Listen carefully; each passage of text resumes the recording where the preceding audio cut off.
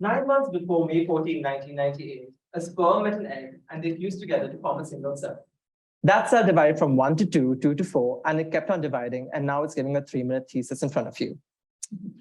But wait a minute. I said I came from a single cell. That means each cell in my body contains the same DNA and the same genetic material. Then why is it that different cell types have a unique look and function? Why don't I look like a blob of similar looking cells? Well, that would be the case if every gene in every cell were active all at once, but it is not. Only certain genes are active in some cells, giving it that specific look and function. And this decision is made at the primitive stages of development. Now, let's say if one cell says, I want to be the cell on Johann's scalp. So it will say, let's turn the gene on for skin color, and let's turn the gene on to make hair. Well, what if the adjacent cell said, I want to be a cell on his palm?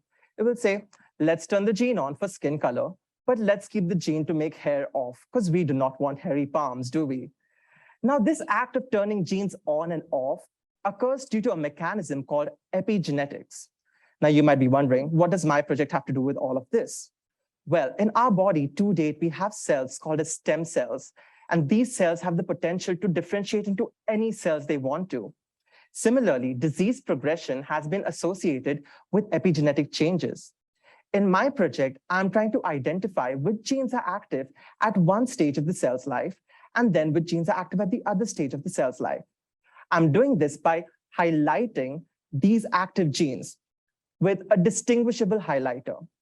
Once I find out which genes are active at these two stages, I can identify what genetic changes causes the cells to differentiate, or what genetic changes causes disease to progress.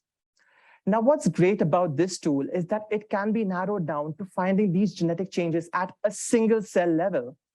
And trust me, if a single cell divides too much, it can cause a lot of trouble. Thank you.